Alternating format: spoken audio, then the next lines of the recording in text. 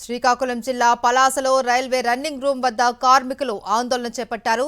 జీతాలు సకాలంలో చెల్లించకపోవడంతో తీవ్ర ఇబ్బందులు పడుతూ ఉన్నామని ఆవేదన వ్యక్తం చేశారు.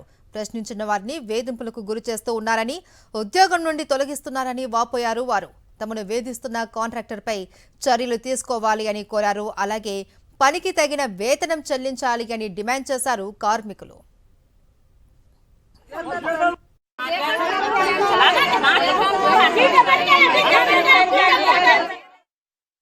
అన్ని కష్టం పనులు చెప్తారు, మేము చేస్తాం కానీ మాకు శాలరీ మాత్రం 5,500 ఇస్తారు. మా కష్టం తగిన జీతం ఇక్కడ లేదు. బయట స్టేషన్ పనిలోకి సఫై వాళ్ళకి వెళ్తే అక్కడ 14,000 15,000 శాలరీ ఇస్తారు, కానీ ఇక్కడ మాత్రం 5,500 ఇస్తారు. పెంచమంటే మాత్రం పెంచుతలేరు.